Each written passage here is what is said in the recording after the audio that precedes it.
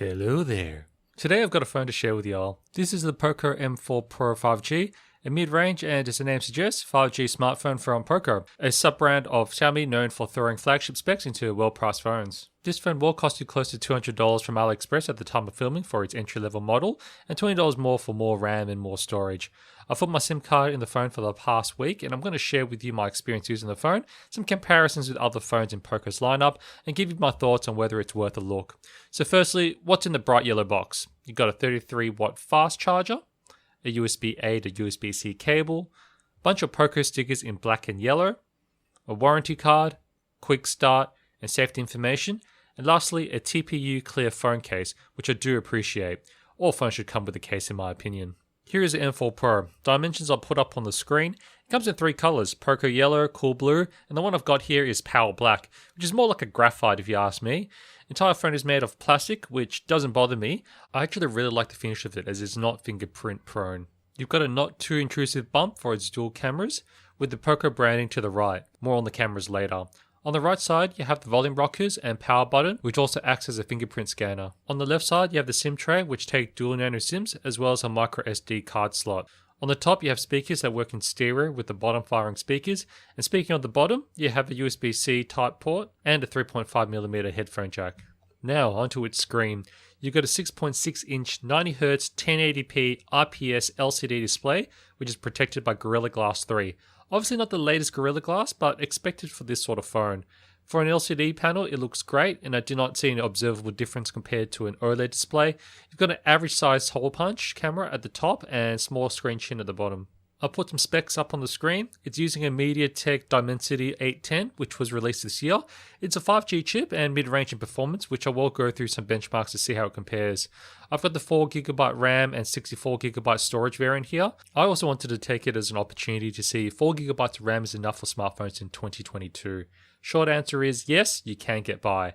However, the 64GB storage was not enough, so double check your current storage needs and put up the extra $20 for the 128GB storage version if you're like me.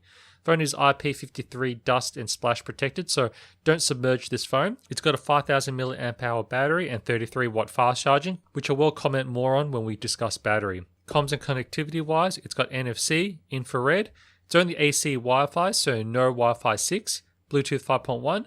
Overall, it has what most people would expect. It would be nice if the screen was OLED with an always-on display, which I tend to use, and maybe wireless charging, but those are creature comforts, not for a $200 phone. Now onto the cameras. You've got a 50 megapixel wide and 8 megapixel ultra wide as a main rear camera that shoots up to 60 frames per second at 1080p, and 16 megapixels on the front facing, which shoots 1080p at 30 frames per second.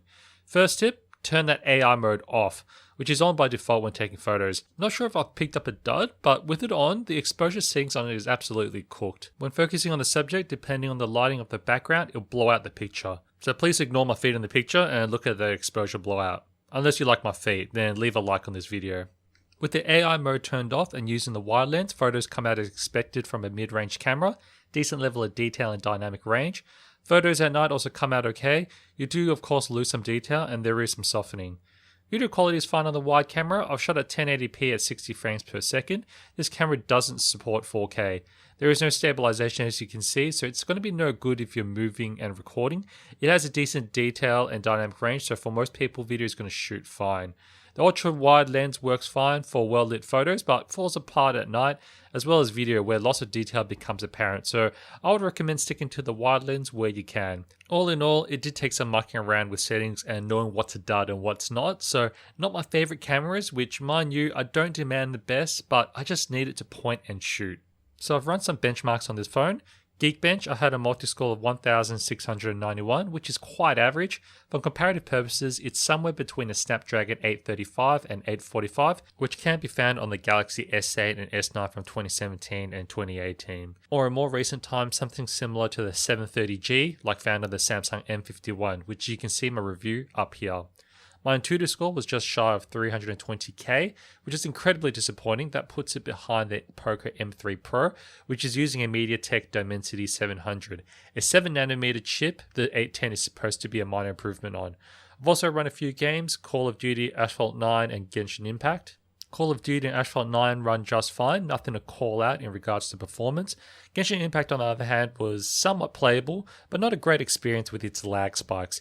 If you're big on the high demand titles, you might want to look elsewhere. Regarding day-to-day use, it's okay, not the snappiest phone. You can feel some delay when opening or switching apps, but it's okay. Not something you would scream lag about, and it's something you can live with, but was noticeable when switching from a Snapdragon 888 device. The 9Hz screen does at least make things feel smoother than they normally would. So the Poco M4 has a 5000 mAh battery with 33 watt charging, which is not too shabby. 33 watts will get you a full battery in roughly an hour. The 5000 mAh battery with my day-to-day use easily got me a day. I'd regularly have about 20 to 30% battery left at the end of each day of general use with plenty of media consumption. Netflix and YouTube, and also in dual SIM mode, which does tend to suck a little more juice. I think it's down to that 6nm chip and its mid-range specs, which doesn't drain too much power. I think the battery on this thing is a real crowd pleaser. I just wish it had wireless charging, but you can't have everything. Finally, how do I feel about this phone? Firstly, let's talk about that design. I've got a Xiaomi 11T Pro lying on my desk at the moment, and I kid you not, I've often picked it up by mistake rather than the Pocophone. I think the design and build of it can be easily mistaken for a more expensive phone. Since I brought up the Xiaomi 11T Pro, make sure you do like and subscribe to not miss out on my upcoming review of it. Back to the Poco. The next thing I really like is they nailed the battery life on it. While 5000 mAh is not uncommon on phones, when paired with a mid-range efficient chip, battery life is generally great. And while I was not blown away with its performance, I know there are other efficient alternatives out there which I would love to see paired with great batteries in future. But it's also that mid-range chip in the M4 Pro where this device starts to fall apart. If it had a bit more pep under the hood, it would have really elevated the user experience. Those benchmark scores weren't great, particularly when I started to compare with scores posted on the web of the same model. Mine seemed a little bit low, and that can mean I either got a dud, which shows lack of quality control, or review samples provided at the time of release were cherry-picked samples. Remember, I did buy this phone retail with my own money. And those performance numbers also showed in day-to-day snappiness. What I didn't touch on earlier was its software. It runs MIUI 12.5 on Android 11, which works well and gives a very stock Android experience. Only real gripe is the pre-installed bloat such as games and other nonsense. Not a deal breaker, only because the phone has been fairly reliable. No crashes or random glitches in my week of usage. But what is a deal breaker or potential is that camera. I don't need something that takes the best pictures, but I don't want to have to keep retaking them because exposure is cooked or something else weird is going on. It was incredibly frustrating to use until I knew what to turn off and which lens to stick to. So if your camera is important, I would look elsewhere. Finally, let's talk about that price tag and alternatives. For its price, it's middle of the road in terms of value. If we compare the M4 Pro with the rest of the Poco stack, I think there is a better choice. The Poco X3 Pro NFC goes for $239 or about $10 more than the 6GB version of the M4 Pro. And given that the software experience is the same, it's a vast improvement in specs with its Snapdragon 860, but misses out on 5G support, which I personally don't think is a necessity. But if it is to you, let me know in the comment section why 5G would be a must, because I'm really curious to hear, as I couldn't imagine needing blazing fast internet unless you were streaming 4K and or downloading massive files on your phone. Well, that's all from me for this video. New videos every week. Don't forget to sub as I have other phone reviews in the works. Until next time, bye bye.